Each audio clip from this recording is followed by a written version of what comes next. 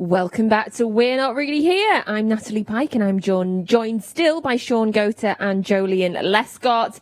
And that was a 2-0 victory for the Blues against Leicester today to take us 17 points clear at the top of the Premier League. And that is Jolien Lescott giggling away at the idea that we are 17 points clear with 7 games left. That's amazing, right? Yeah, from where we was in the first fixture between the two teams to where we are now, incredible. And as I said, it was a dominant performance against a team that are a top team in our league. That's like they're third in the league and on merit and deservedly so. But that was so comfortable. That could have been against anyone. It's crazy.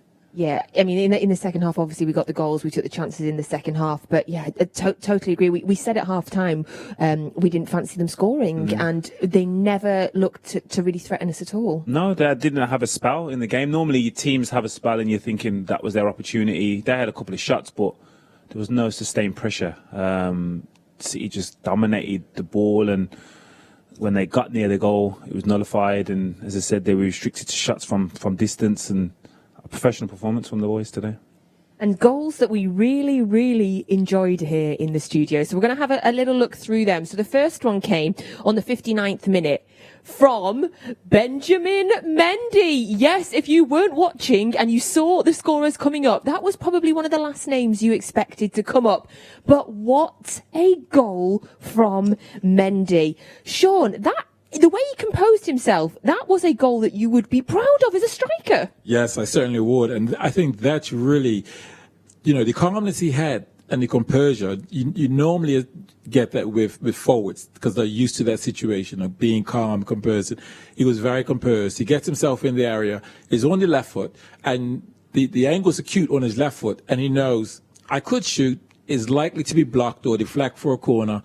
If I put this on my right foot now, if I cut it on my right foot, I open the girl up, I can go far post, I maybe even to assist and lay to someone. He cuts it on his right foot, and he just sweetly sort of just puts it into the bottom corner. And I just thought, wow. I mean, you saw me, I was up out of my seat, and I was like, give it to me, baby, give it to me. I mean, he done all the skill, the composure, and he just finished it off. And I was really pleased for him because he's had that sort of season, in some games, out some games, form here, form there.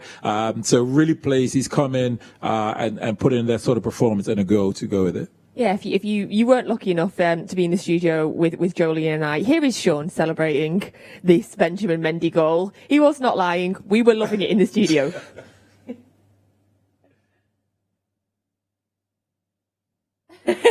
What you can't hear is Sean shouting.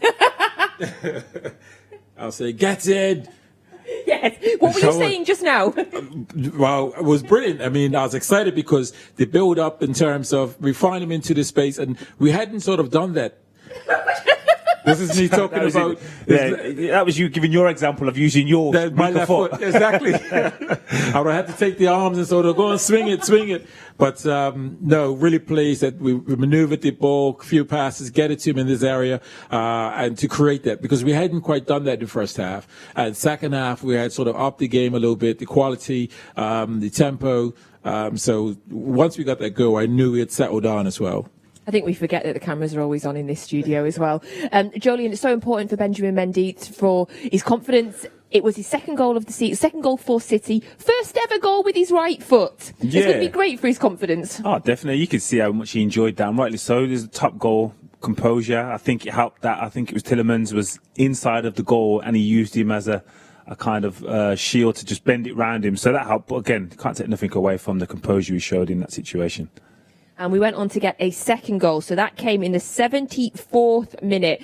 And another brilliant goal that we were loving in the studio. Sean was loving it. I hope we've got Sean's celebration for this as well. So it was 2-0. It was Gabriel Jesus. The assist came from Raheem Sterling. It was his 50th assist now for City. Amazing stat for him considering he's so young still. What can he achieve? He's been here, this is his 6th season. Is it? 6th season, he scored over 100 goals and got 50 assists. That was his 50th assist today. So it was a Kevin De Bruyne ball to him. He plays it through to Gabriel Jesus. And Sean, another brilliant goal that you were loving. Before I even get on about the goal, the pass, I got to wax lyrical about the pass because not only do I see one defender slide to try to intercept it, but a second defender. And the second one slides for it. He can't reach it.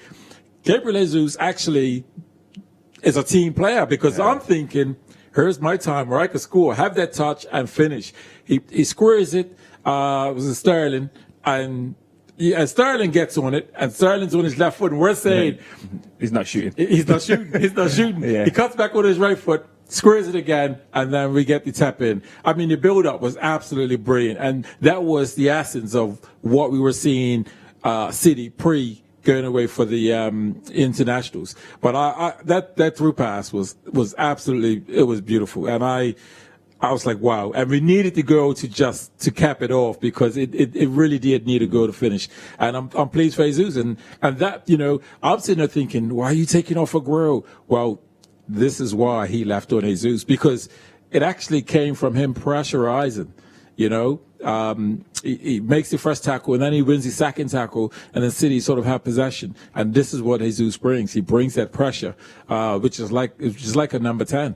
Winning the ball, you're up in that high area, and then you can have that quality, through pass. It was, everything about it for me was absolutely brilliant. I don't know about you, Julian. Oh, yeah, the pass, again, the way it does that, and the defenders slide from opposite sides, and then it just goes straight through them. And as you said, the lack of selfishness from Jesus. But as good as it was, sometimes I want him to be selfish.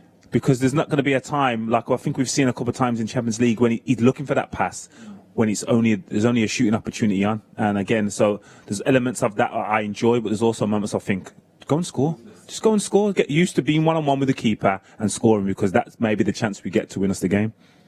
That was the second goal there in that 2-0 victory. And as Sean was beautifully describing there, a ball by Kevin De Bruyne that needs to be seen to be believed, which obviously he does so much. And we can hear now from the man himself. Here's Kevin De Bruyne.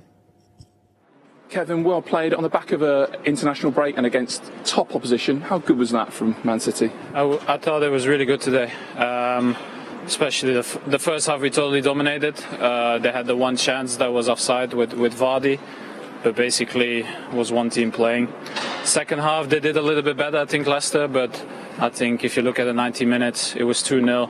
I think we deserved even more goals, and after an international break, I think that's really well done from the team. In a way, were you surprised by just how quickly you found your rhythm again? It was something the manager spoke a lot about in the week. It isn't easy to do that. Well, I don't know what's going to happen. Obviously, I came back Tuesday after the game, so I started training on Thursday, and half the team started training yesterday. So basically, there's nothing we can do. We can just rest up and be ready, very ready for the game. And I think the manager chose the people who were the longest here. Do you think that helped, picking the freshest team possible? Well, sometimes yes, sometimes no. But obviously, when you win the game, it's always the right pick, isn't it? And the team does really well. So, but the team did really well. So I'm really pleased. What was said at half time? Because you'd been dominant, but you weren't ahead. To do the same. Obviously, we created chances, and we should have scored. But that happens, We knew the way that they play against us is going to be really difficult. They play really defensive. So we have to be patient, and I think that's what we did. And very happy for Mendy then to break the deadlock. Yeah, motivated at all by the last game against Leicester, way back in September, I think it was. It doesn't really matter, that was a bad game from us, and they deserve to win. But that's such a long time ago, and I think we picked it up during the season. And we did well, so I'm really happy. Doesn't go down as an assist, but I guess you'll be really pleased with your role in the second goal, the way to pass. But it doesn't matter. In the end, I'm here to provide for the team, and if I can set my teammates up and they finish it, I'm happy. It's one win more. And it's good to get in the rhythm, because Tuesday is another game. And have you calmed down now? It just looked like a little moment at the end where we don't normally see you like that. No, it happens. I thought something was a little bit serious, but that's football. It's a contact sport. They say it's a yellow, so it's fine. Okay. Well played. Thank you. Well done, Kevin. And that was, as always, the very honest thoughts of Kevin De Bruyne. And as he said, that was another win. We are looking at a table now where we are 17 points clear of Manchester United. They do have 2 games in hand to play on us. But if they were to win all of their remaining games, we would need to get another 11 points. So that would be, say, 4 wins now away from winning the league if they win all of their games. So it's looking very, very nice from the Premier League. So again, also that was the first game in April, a very busy April. We have another 7 games to play in April in all 4 of the competitions that we are still in. So let's have a little look now forward at the fixtures that are coming up. And as I say, we have games in all 4 of the competitions that we are playing in. And of course, it starts again on Tuesday night. So Tuesday, the 6th of April, 8 p.m, we have the first leg of our game against Borussia Dortmund in the quarterfinals of the Champions League. I'll be back here for We're Not Really Here, so you can join us from an hour before kickoff for that. So that's the Champions League. Next Saturday, we are at home in a game at 12:30 kickoff against Leeds United. That's the Premier League. Then the 14th of April, Wednesday, we have the second leg of the game against Borussia Dortmund. That's an 8 o'clock kickoff. The 17th of April, we have our semi-final in the FA Cup. That's against Chelsea. That is a 5:30 kickoff. And then on the 21st, we have another Premier League game against Villa. That is a 8:15 kickoff.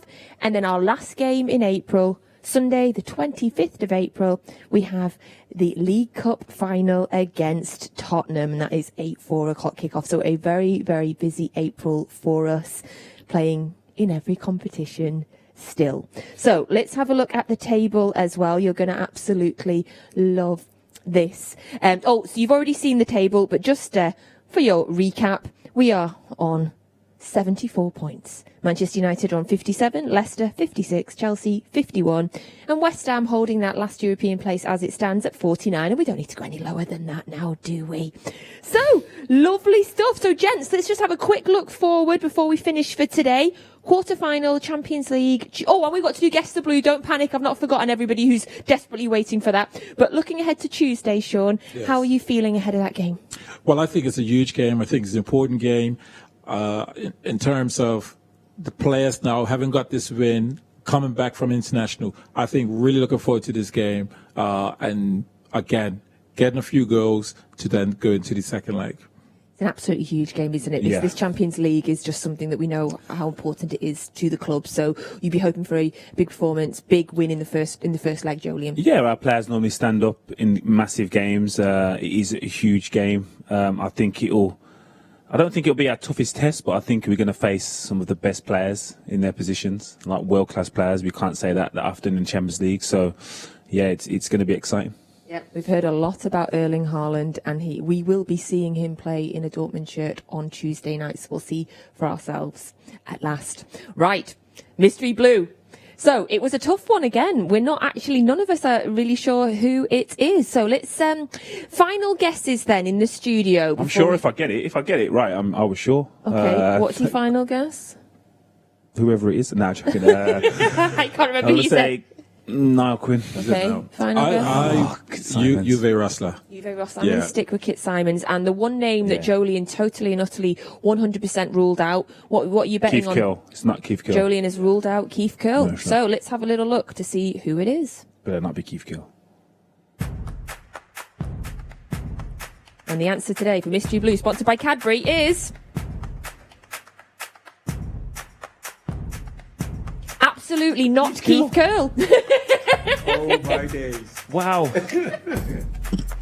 Keith Curl? No, It is Keith Curl. Somebody got that. I'm just gonna have a quick double check of the tweets because somebody got that. Clara. It's a vitamin D, Keith Curl. Jesus. Clara said she thought Kit Simons, but then she decided it was Keith Curl or Uwe Rosler, so I feel like she got it half. But Theo said Keith Curl taking a penalty, and Chris Hartley said, I'm going for Keith Curl. So 3 of you on Twitter got that today. So that was a tougher one. Definitely not Keith Curl. Definitely not Keith Curl. He's just changed that last minute. Yeah. Changed it last minute. Well played, Tom. Well played. So thank you so much as ever for joining us. Sean, thank you. Jolien, thank you. You've cheered us all right up after the news this week. So that's it. A very busy April coming up. 17 points clear at the top of the Premier League. We have the Champions League on Tuesday night. And do you know what? It is my birthday tomorrow. And I don't want any presents now. All I wanted was 3 points today. So thank you very much, Manchester City. And we'll see you again on Tuesday night for We're Not Really Here and our quarter-final of the Champions League. Happy birthday to ya.